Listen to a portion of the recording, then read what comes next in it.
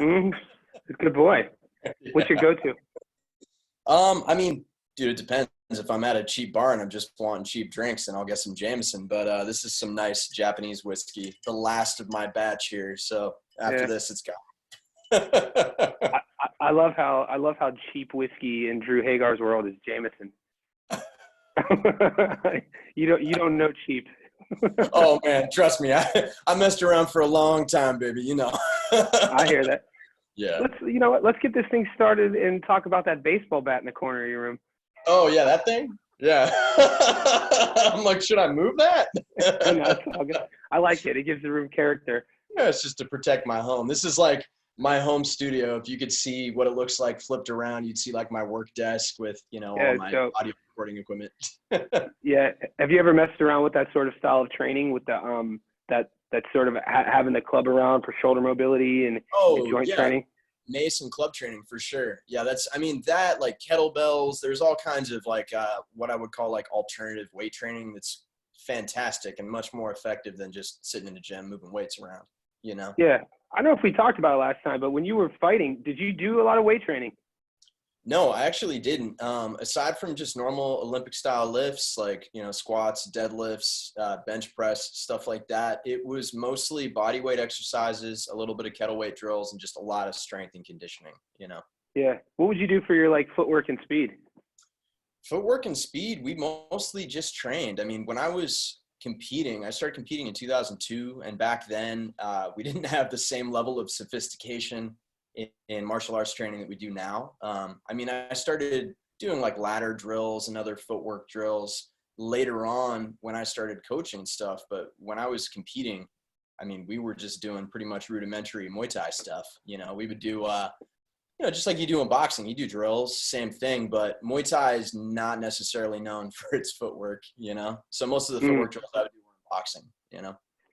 Yeah, I've been talking to a lot of people. One of the good things through this the global crisis pandemic is that I've been able to reconnect with family members and old friends and kind of pick the brains on. I'm really fascinated with how everyone else is dealing with this day-to-day routines. You being an artist, are you finding that the isolation is helping you with creating? It's a Hurting. weird time for Yeah. creative people right now. I mean, there's like obviously this general malaise amongst most of the public that I feel like is really stifling a lot of people's creativity. Something that I found that really helped me was forcing myself into some semblance of a routine, getting up in the morning, making my bed, like meditating right away, drinking some coffee, and then just forcing myself to try to do something. I've found that I've been kind of going back to foundational stuff like practicing, whatever scales on the harmonica, guitar, doing some singing stuff, just trying to like my aptitude and my ceiling, my skill threshold, rather than actually trying to like be super creative right now. If something happens, like I've been inspired and I've written a few things during the past 45 days, but for the most part, like creativity is not, the muse is not visiting very often right now. It's tough. Yeah. Yeah, it's something that in Yeah. our life, when we met up in LA in October, it almost seems like a different world. It is a different world. It But is a different one. you were talking to us about how when you were writing a specific song and how those ideas just came to you at like the middle of the night. And then you said something that I kept was that you felt that you weren't responsible for writing the song. You felt like it wasn't even you who was writing it. It was given to you by some sort of tuning into something. And Yeah. now with where we are now in April with the pandemic, it does feel like, I mean, for a creative type, where is that at? It's kind of, Yeah, dimmed a bit. for sure. And I mean, the feelings I've expressed seem, at least in my circle, seem to be pretty widespread. I know a lot of Hmm. creative people who are normally really creative that are struggling with this. I think a lot of it has to do with, and we talked a little bit about this, the idea that like everybody is kind of sharing this same traumatic experience all together at once. And it's almost like blanketed everybody with this weird feeling of unease. Like you can kind of feel it creeping in from the fringes, from the threshold. So I don't know, man. It's a really weird time, but I think that once we get a little bit more distance from this thing, that it will actually inspire a lot of people. Because, like I said, this is a a shared trauma that everybody's going through at the moment. And it's something that everybody on the planet can relate to, you know? Yeah, it's like a subconscious trauma globally. There's no way to deny it. There's no way to hide from it, that it's going to have not only an impact on us now, but moving forward. It's in our history books moving forward. And Yeah. for those, and for the creative mind and the artist, it's like, you got to only look at it one way, as an opportunity to be able to pull from that and see what you could tap into. Because we all know this, some of the greatest art is pulled from dark times. Look at the Renaissance. Absolutely. You know what I mean? Right. And Yeah. what happened right before the Renaissance, right? A giant plague. There you go. I always go back to boxing. I always go back to boxing or fighting in general. You look at the world champions, at least in the heavyweight division over the last 100 years, and almost all of them, decade to decade, from the early 1900s to the 1910 to 20s, were people immigrating from war-torn countries. You know, the Irish Americans, the Italian Americans, the Mexican Americans, the African Americans, and you could look at when those ethnicities started dominating that sport, a direct correlation with turmoil and adversity. It's true, man. And that seems to be, I mean, the prevailing logic even now in modern times in combat sports. You look at, like, for instance, how many great fighters are coming out of Dagestan and the whole area around there that's been embroiled in conflict for, you know, as long as most of the generations there can remember. It produces some of the best fighters in the world. And, you know, they say there's all these silly expressions, pressure creates diamonds and all these things, but it's really true, especially in combat sports, I find, you know? Yeah, and it has nothing to do with, I feel the more intelligent or the more knowledge that I learn when we talk about dominant athletes or just people who are successful in whatever career, but combat specifically now, it has nothing to do with the physical genetic component of the person who comes from Dagestan. It has nothing to do, it's everything to do with how that adversity molded that fighter's mind. The mind and their heart. Yeah. In their heart. And then the ability to either not give up or not submit. Right. And that's something that I think through this subconscious cultural global trauma is maybe a benefit and a silver lining we're all maybe gaining the ability to tap into with that moving forward, because we have this in our back. You survive a pandemic, man. I don't care how you want to cut it. I mean, you're forever in the history books as a human to hopefully you survive it as part of your story. It's part of your story. Right. It's an interesting time though, because, you know, I mean, I completely agree with what you're saying, and I feel the weight of all these things that are happening right now, but at least, you know, here in America, it's astounding how many people are just defying logic, defying science, and defying facts, and still refuse to even believe that this thing is real. Like, you have friends who died from this. I have a friend who died from many friends that have been very sick. One friend that's on a ventilator right now who's in his mid-20s. It's like it's a crazy thing to fathom all this stuff, especially being, you know, somewhat isolated, locked in your home, and not really able to go out and experience what it looks like or what it feels like out there. And then you see all this stuff on the news, people on beaches and stuff, and you're like, what the hell's going on here? You know, it's crazy, man. It's crazy. I think the people who are, I mean, there's a couple different types of people who are dealing with this. The ones who are going the conspiracy route, you have to, and trying to say that either it's not real or I heard one last night. And usually I'm the type of friend to hear a conspiracy. If it's a video, I'll cut it and then I'll send it to like the WhatsApp group or whatever. No matter how crazy it is. This time, as I was cutting it, I took a step back. I'm like, nope, this is so outlandish. I'm deleting it. I'm going to tell you what it is. Have you heard the conspiracy of the coronal mass injections from the sun, of how there's a large group of people who believe that the governments are made aware that we're going to be hit with like an asteroid, like an asteroidal impact or like a solar flare, and rather than telling the public this is going to happen, causing mass chaos, this is their strategy to. I don't even want to talk about it anymore. Yeah, but I don't want to give people ideas. But I'm like, dude, I know people who have died. This isn't fucking. And like you said, you've known people who are sick. I talked to a scientist the other day. Great dude, Tony Ritchie. Shout out. He trained the Sarah Longo camp. He's a New Yorker. He's a professor. He's a smart guy. He's had it. He's had COVID-19. He's in his late 50s. He's gone through it though, and I think the longer we go through this, the people who are denying it, we must look at what their lives were like before this. That sort of personality to create false sort of premises and realities to, I don't know, just to waste breath or to just to be heard. I think that maybe there's some brain damage going on there. Yeah, I mean, also people are just trying to rationalize and justify and just kind of like get through this. Their brain probably has a hard time processing what's going on. Everybody's having a hard time processing it, you know? And I don't know, man. I mean, I have people within my own family who are spouting really crazy conspiracy theories about it, you know? And it's like, you kind of just have to insulate yourself. The 5G one's funny. Point. Yeah, the 5G one is really funny. I'm just like, okay, well, what about all these countries that don't have 5G that are like experiencing this? How do you explain that? Or that it's contagious. Or that it's contagious.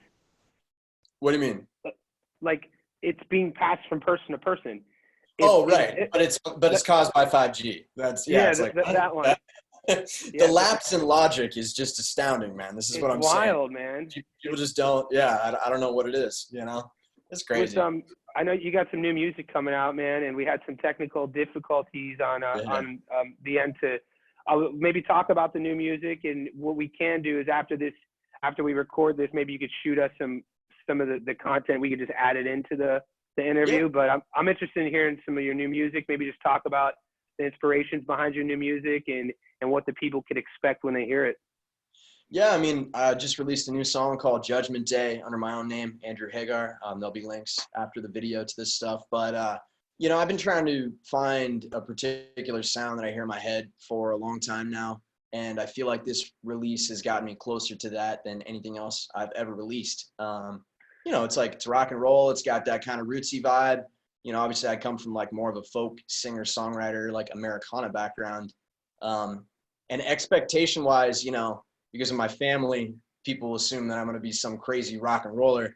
And, you know, this song is basically like an amalgamation of all the influences that I've had as a kid. You know, it's rock, it's Americana, it's maybe even a little bit country, you know, it's got that twang. So yeah, man, I mean, I'm really happy with how it turned out. And it's the first single as part of a full length EP that's going to come out hopefully late summer. Obviously right now, there's a lot of challenges for musicians. We can't go out and tour. I'm used to like touring and playing a lot of shows locally and, you know, everywhere. So it's been kind of challenging to adapt to that, you know? I couldn't imagine, man. When did you write Judgment Day? We wrote Judgment Day. Geez, I think we started on everything back in November. We tracked a bunch of demos. Okay. My friend, Joey Ariema, shout out, Big White Light. Acquired shut. He's been kind enough to do some work with me and help me get all this stuff together. Weston McGowan, my manager, my friend Bonnie Diamond too. She's been helping out with some of the writing with me. I don't typically do a lot of co-writing.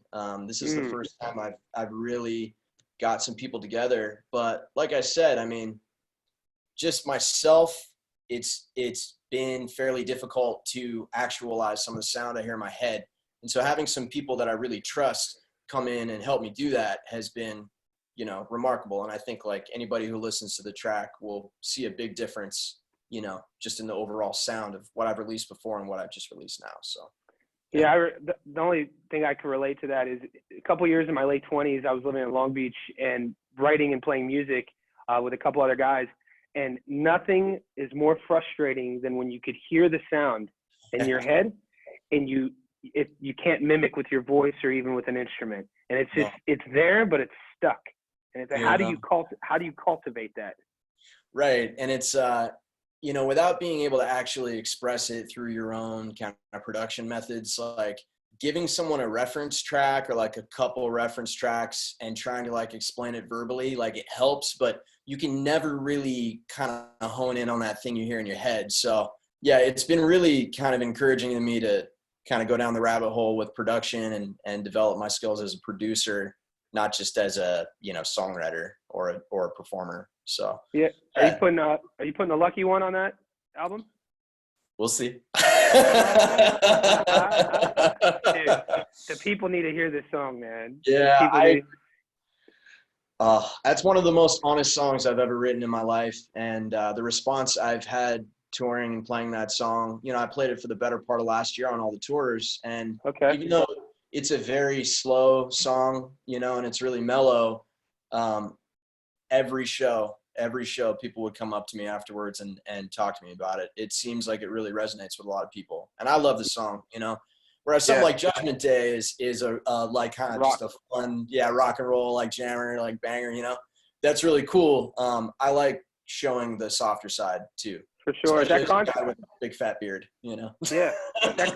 That contrast is something that I think is very relatable to people and fans. I remember when Dan Auerbach, the lead singer of the Black Keys, released his first solo album, and he had that song "When the Night Comes."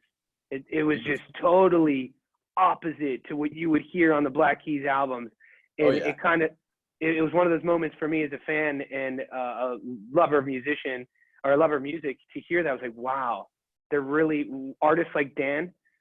They literally transcend the boundaries of what people like categorizing or putting music into boxes. Right. So I'm excited to hear your music because I know what Lucky One sounds like, and I'm excited to see what Judgment Day sounds like.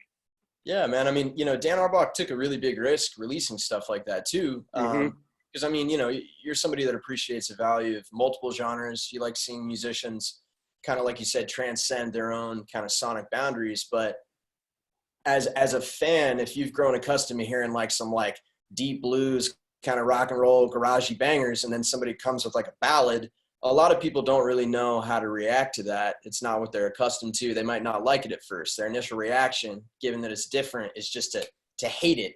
And you know, as a songwriter, as a musician, you're taking a big risk going outside of your lane. But as a creative person, anyone who's creative can relate to this. Like you have to get out what you have to get out. You know, you write what you know. You have to write what you need to release. And if you're a songwriter, that's generally all over the place. You're not just going to write songs down a specific lane. So, you know, I think that now music is getting more to the point of where like genres don't really mean anything anymore. And I know we talked a little bit about this before. It's mostly just a categorization tool people use for streaming purposes now, for playlisting, all these things. But, you know, you look at like a really massively successful artist like Post Malone, like that guy has crossed so many different genres and brought everything together. And it's really cool to see, especially since he's like a pop artist. You know, pop is pretty one-dimensional mostly. And it's just really nice to see that they're kind of breaking down all the genre barriers, you know. Have you heard of Auerbach and Back to the Black Keys, their editing process of when they write music? Have you heard Dan talk about this? I've heard a little bit. I mean, I watched a few podcasts with Dan and co. And it's pretty cool, but yeah, he said that it was one of these things when you hear these words come from Auerbach and you know the success that the Keys have had, and you hear him say that they don't do any second drafts of any song. They're writing it. It's a collective sort of collaboration. They're jamming. It comes, boom, record, and that's what we hear on the album. That's something that's always been extremely fascinating to me. Maybe with you and how you write your music, share with us how the editing side of things. And are you sort of like off the cuff type of guy, or are you one of these sort of strategists that kind of like fine tuning something? I am like by and large a perfectionist. I really admire that type of diligence with those guys, like that they can just jam it out, given that they're both like fantastic musicians. And I'm sure the people they're collaborating with are also like top-notch musicians. Like, as someone who has less experience as a musician, probably less experience as a songwriter, like I want to make sure anything that I put out is of a certain quality level. And when I write a song, it's like I want to go out and play it in front of people a bunch of times and kind of whittle it down to exactly what it is, you know? Like almost everything I've released so far, the original draft is vastly different than the finished product.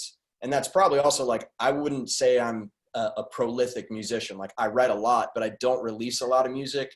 Whereas the Black Keys, Dan Auerbach, they have released so much music over, whatever the past decade. And I think their writing process speaks to their ability to do that. That's something that, like, as I'm getting more experience, like co-writing and recording, obviously, like, I'm planning on releasing a lot of music in the next couple of years. And, it's just something I've had to hone in on, everybody in their own time, So. Yeah, it's interesting about sounds, like when one like famous trend will pop up out of nowhere. I think it was mid 2000s. You had a band like MGMT literally come out of nowhere, and then that whole summer, your bands like Phoenix came out of nowhere, and that noise almost opened the door of other sort of streams that sound like that. Did you know that? Did you know that in Northeast Ohio, you had in the same, I think, 20-mile radius, Maynard from Tool, Marilyn Manson, Nine Inch Nails. Yep. No, Maynard's from Tool, right? I get confused. Maynard's from Ohio. Yeah. Who's the lead singer of the Nails? I think Trent Reznor was from Ohio. He was either from Ohio or Michigan. I'm not 100% sure on that. But then also Auerbach in the Black Keys, all from like the Akron, Youngstown, Ohio area. And that noise kind of has similarities to it. It's interesting about that with when you kind of group together popular sort of music, how sometimes it could have, without even knowing, it could have like an effect on other bands. It's interesting. I always found that interesting about music. Yeah, it's really interesting because you're a product of your environment, obviously, and culture is I mean, in a country like America that's so huge, there's vastly different cultures, from wall to wall, depending on where you go. And I find the smaller, I mean, now, communication and technology has kind of shrunk everything down. Everybody's more connected. But especially when all of the aforementioned bands were writing stuff, you were pretty isolated as a human being. You were pretty isolated in terms of your musical exposure too. It was what you were getting at your local record store, what you were hearing on your local, whatever radio stations you had, and maybe what you were seeing on MTV at a certain point. But other than that, it's like you weren't inundated with all these other metrics of culture like you are now. So it's pretty cool to see that an area like that produced so many amazing musicians that are all kind of across the board genre-wise, but all do have like some semblance of what's the word I'm looking for? Continuity, I guess. Yeah. That's super interesting to me. Yeah, too.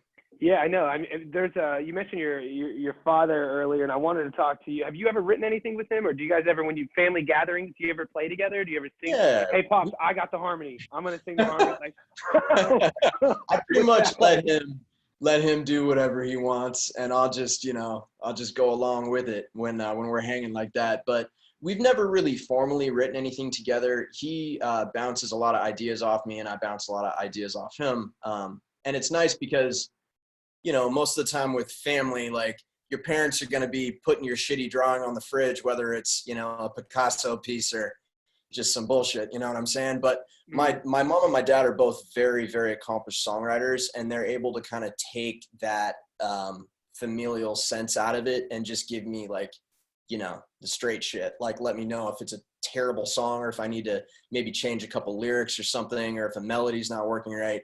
So that's been really cool to have people with that kind of experience to bounce stuff off of. And that's, I think, a lot to do with why I've progressed so quickly as a songwriter. I feel like I've gotten a lot better over a really short period of time because of, like, hard work, reps, and having these other, mentors or whatever you want to call them. But Pops, he's a really funny guy when it comes to songwriting, man. He's a great songwriter, but his ideas come from all over the place. I didn't realize that until we spoke in October that he had that solo career. People kind of like to think, I don't want to speak for all of people, but I was one of these people that thought that he had just come and that, he joined that band and that was his career. But I did my research. I was like, holy, and then the boxing, your family's boxing lineage as well. It's cool to see kind of how you mentioned how you have the ability to learn from people who've been really successful. Why I referenced the boxing and your dad's music career and what you're doing. The question revolves around what the difficulty, though, is from your perspective to listen to that. Because a lot of us, we get stuck in life. We might have the best mentors around us, but it's a whole nother issue if we're going to listen and then apply. Talk about the application that you're able to continue with and how important that's been with your exponential growth. That's a really good question because there's such a marked difference between the music industry now and the music industry the way that it was when my father was coming up. Because I mean, it used to be a pretty clear path to get to, you know, a really successful level. Like you wanted to play a lot of gigs, tour a lot, you know, record as much music as you could at whatever, you know, whatever level of quality you could get it out. And then, you know, it just took one show. If you had like the right A&R guy or the right label person in the audience, boom, you'd get signed. Like my dad got signed off a demo. You listen to like Trent Reznor literally got signed off a demo before he even created Pretty Hate Machine, you know, and then spent the next 8 months, you know, putting together a record, and then the next like 6 months putting a band together and rehearsing before he ever played like a real show. And it's really interesting to hear that and contrast that with the way things work now. Because nowadays, I mean, it's really rare that any musician is really successful in a financial sense based on their music. That's not why I do it. That's not why a lot of people do it. But the path to the money or the path to your goal or whatever your goal is in music, it's all over the place now. And there's so many different ways to get there.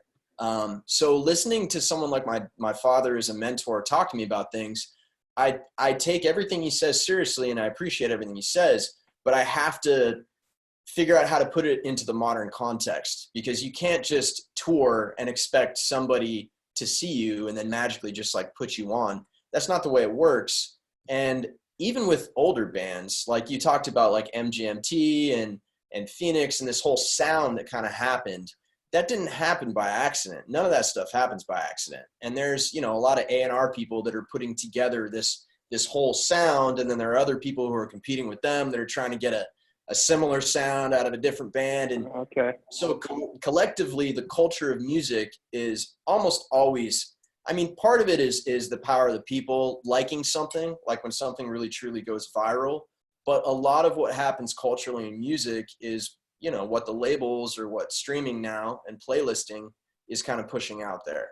And so, you know, as an independent artist, you kind of have to weigh whether you want to be a part of like this cultural sonic thing that's going on, or whether you just want to continue doing your own thing. And eventually if culture moves to a point where what you're doing is like cool and like relevant, then, you know, you'll probably get put on, maybe even by accident. You know, the way that the algorithm works with Spotify and stuff is super interesting. The way that you can, I don't know, leverage it. I know a lot of people who are doing some interesting things to get big on Spotify, but it also seems like a lot of people who are big on Spotify can't actually translate that into being able to tour and fill a room, you know, and vice versa. And I'm somewhere in the middle, you know. I don't know if I like have that big room filling ability at the moment, but you know, I've done tours and I've played smaller shows without big headliners and been able to, depending on the area, pack quite a few people in a room, you know. Great insights, man. So yeah, that's really cool to see. That's awesome. Hey, Drew, look, man, I'm a student of every game. You know what I'm saying? I'm just paying attention. Yeah, no, I'm excited, dude. I just learned a lot about how that whole system works. You blew me away with the Phoenix and MGMT thing. I'm like, oh yeah, that's not by accident. That was planned. That was totally planned. Hey man, before I get you out of here, let everybody know where they could find your music. Maybe sign up to a list that they could be in contact with your upcoming music, and how they could stay in touch with you.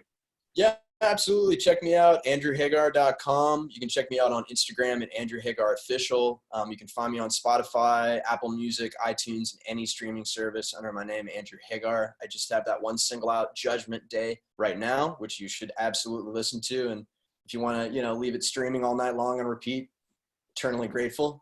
But I do have a lot more music coming out. We're going to have an EP by the end of the summer, and hopefully shortly thereafter, a full-length record as well. And once the world opens up again, you can catch me on tour. You can find out everything you want to know. AndrewHagar.com. Sign up for the email list, and we'll get you. My man. Drew, man, off the record, bro. I'll put all those links in the show notes.